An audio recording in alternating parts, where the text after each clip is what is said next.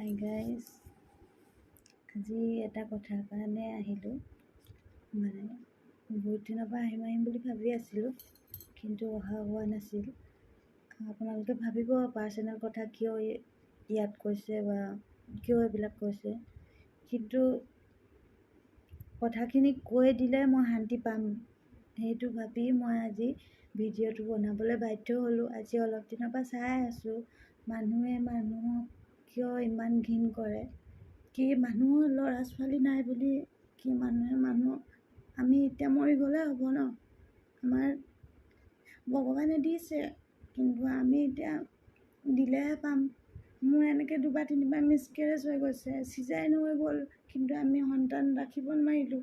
কিন্তু ডাক্তৰে কৈছে চিন্তা নকৰিবা, চব ঠিকে আছে। কিন্তু তাকে লৈ মানুহে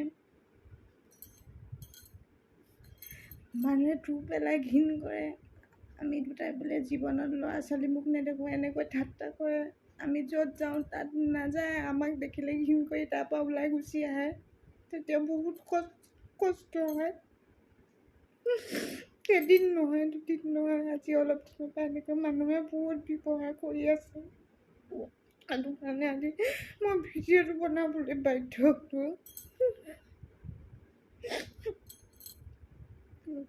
আপোনালোকে হয়তো ভাবিছে পাৰ্চনেল কথা কিয় এনেকৈ কৈছে। মই আজি এইকাৰণে ক'বলৈ বাধ্য হৈছোঁ, আজিৰ যুগতো এনেকুৱা মানুহ আছে জানো মানুহক ইমান ঘিণ কৰা? হয়তো মোৰ দৰে আৰু বহুত মহিলাই এনেকৈ ভুগিছে চাগে। আমিতো নিজে কৰি লোৱা বস্তু নহয় না, নিজে কৰি ল'ব পৰা হ'লেতো কৰি ল'লোহেঁতেন। তাকে লৈ মানুহে ইমান এনেকৈ ঘিণ কৰিব নালাগে। বহুত কথা শুনিছোঁ, বহুত বাৰ কষ্ট পাইছোঁ। মই নিজৰ দেহাই ভাল নাই, মই সেইকাৰণে ভিডিঅ' বনাই ইউটিউব চেনেল এটা খুলি লৈছোঁ। মই জানো নাজানো মোক কোনোবাই লাইক কৰক নকৰক, মই ব্যস্ত হৈ থাকোঁ লোকৰ কথা নুশুনো বুলি। তাৰ ভিতৰতো মানুহে এনেকৈ পকৰত কিয় খুচৰি থাকিব লাগে? আমি বহুত সুখী, আমি দুটা বহুত সুখত আছোঁ আমি। কিন্তু এনেকৈ মানুহে এনেকৈ পকৰত খুচৰি থাকিব নালাগে। আমিও খুচৰি থকা নাই, আমি বহুত সুখত আছোঁ। ভগৱানে আমাক সুখতে ৰাখিছে। আমি যেনেকৈ পাইছোঁ, হয় আমাৰ ল'ৰা ছোৱালী নাই, কিন্তু আমি বহুত সুখী, আমি সুখত আছোঁ। না মোৰ শহুৰ ঘৰৰ পৰা কোনোবাই কিবা কৈছে, না মা ঘৰৰ পৰা কৈছে, না মোৰ স্বামীয়ে মোক কিবা কয়। আমি বহুত সুখী। আমি কেতিয়াও এইটো কথা লৈ আমি চিন্তাই কৰা নাই। এনেকৈ মই ব্যস্ত হৈ থাকোঁ, তাৰ মাজত বেলেগে এনেকৈ পকৰত খুচৰি থাকিলে ভাল নালাগে ন?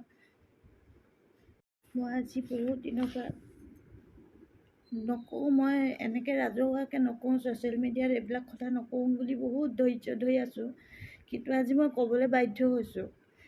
ইমান আৰু সহ্য কৰি থাকিব নোৱাৰি। এনেকুৱা মানুহ মই পৃথিৱীত দেখা নাই। কি মানুহ এনেকুৱা, হয়তো আপোনালোকৰ ক্ষেত্ৰতো হৈছে। গাঁৱত থাকিলে গাঁৱৰ মানুহে ক'লেও বেলেগ কথা, কিন্তু আমি বাহিৰত আছোঁ, বাহিৰত থাকোঁতেও এনেকৈ পকৰত খুচৰি থাকিব নালাগেতো। কাৰ ঘৰত কি হয় কি নহয়, আমিতো কাৰো ঘৰত খাব যোৱা নাই না, আমি কাৰো ঘৰত ভাত বিচাৰি ৰুটি বিচাৰি যোৱা নাইতো, নিজৰ ঘৰতহে খাইছোঁ। আমাৰ পকৰত খুচৰি থাকিব নালাগেতো। আমি কাকো আজিলৈকে অকণমান পানীও খুজি পোৱা নাই। আমি নিজৰ ঘৰতে খাইছোঁ, কাৰোবাৰ ঘৰততো খাব যোৱা নাই।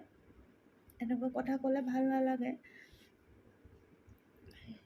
আপোনালোকৰ আগত আচলতে শ্বেয়াৰ কৰিলোঁ। এনেকুৱা আপোনালোকৰ ক্ষেত্ৰতো হৈছে চাগে, বহুত মানুহে এনেকুৱা পৰিস্থিতি পাইছে, কিন্তু সেইকাৰণে শ্বেয়াৰ কৰিলোঁ। আপোনালোকে ভাবিব পাৰে কিয় এনেকুৱা পাৰ্চনেল কথা ইয়াত কৈছে বুলি, কিন্তু মই বাধ্য হ'লোঁ এইটো কথা ক'বলৈ। এইটো মই কি ব্যৱস্থা কৰোঁ, কি কৰোঁ আপোনালোকে জনাবচোন। মানসিক অশান্তি দি থাকিলে মানুহ জীয়াই থাকিব নোৱাৰেতো। এনেকৈ কি আমি মৰি